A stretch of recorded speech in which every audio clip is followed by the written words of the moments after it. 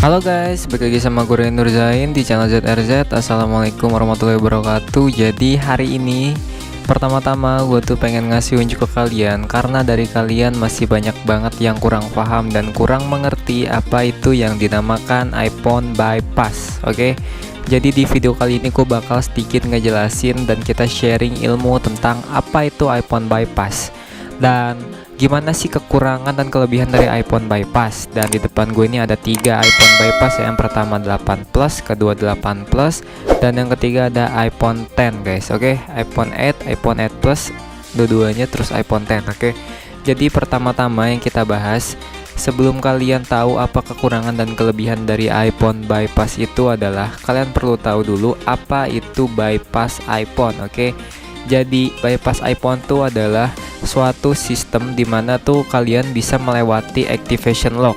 Ketika iPhone kalian lupa iCloud, lupa Apple ID, sewaktu kalian reset untuk dijual atau sewaktu-waktu ketika kalian update, kalian tuh lupa password dan emailnya, otomatis HP pun si iPhone ini tuh nggak bisa dipakai guys. iPhone itu pasti ngelock dan stuck di activation code gitu. Jadi apa tuh fungsinya activation code? Activation code itu adalah iCloud guys. iCloud itu adalah suatu sistem yang diciptakan oleh Apple untuk nyimpen semua data-data rahasia kita. Otomatis ketika HP kita mau masukin iCloud dan iCloudnya tuh lupa, otomatis 100% HP itu nggak bakal bisa dipakai kayak gitu guys. Dan sekarang karena perkembangan zaman udah modern dan teknologi semakin canggih serta ilmu manusia yang udah mulai modern serta milenial, jadi diciptakanlah sistem bypass dimana tuh ketika HP kalian dalam menu activation lock, kalian lupa password dan lupa email, Apple ID dan iCloud, kalian tuh masih tetap bisa pakai HP tersebut dengan cara di bypass. Karena sebelumnya tuh sebelum ada bypass, HP tersebut nggak bakal bisa dipakai dan otomatis dijual paling seharga 500 sampai 1 juta. Dan kenapa sekarang mahal? Karena ilmu bypass itu emang lumayan sedikit tricky guys ya, dan sangat riskan banget kayak gitu.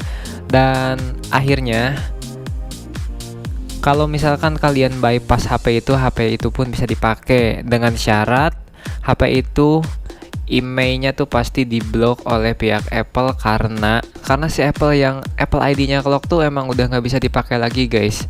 Secara nggak langsung berarti HP yang udah kelock tuh udah nggak bisa dipakai kayak gitu. Makanya ketika kita paksa menggunakan sistem untuk bypass tuh, jadi HP itu pun nggak berjalan dengan semestinya gitu. Contohnya ya, nggak bisa dipakai nelpon. Itu sih yang paling banget kelihatan gitu ya. Karena untuk semua fitur-fitur, performa dan aplikasi lain tuh masih bisa tetap dijalanin kalau kita pakai WiFi, pakai hotspot, tethering dari Android, pakai MiFi, itu masih tetap bisa dipakai guys, kecuali untuk SIM card. Sekali lagi, iPhone bypass itu nggak bisa masuk SIM card.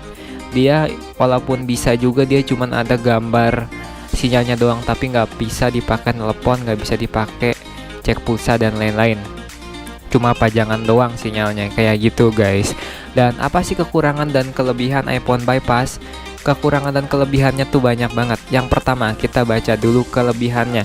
Kelebihan iPhone bypass itu adalah iPhone bypass jauh lebih murah dibanding iPhone pada umumnya yang sebelum bypass. Kenapa? Karena tadi gue udah bilang, di iPhone bypass itu dia nggak bisa pakai SIM card, terusnya nggak bisa masukin Apple ID, masukin iCloud. Jadi kalian pun kalau mau ngedownload aplikasi tuh kalian pastiin sebelumnya punya Apple ID dan pernah mendownload aplikasi tersebut gitu guys. Oke, terusnya tuh selain nggak bisa pakai kartu, yaitu ada beberapa bypassan yang nggak bisa di screenshot. Cuman sekarang ini bypassan versi terbaru tuh udah bisa di screenshot semua guys. Terus kekurangan yang lainnya sih nggak ada lagi ya, karena semua fitur bisa pakai WA, bisa IG, sosial media tuh bisa semua. Terus kalau kita baca kelebihannya tuh adalah harga yang jauh lebih murah. Oke, jauh lebih murah. Terusnya tuh performa yang kita dapetin maksimal dengan harga yang murah gitu guys.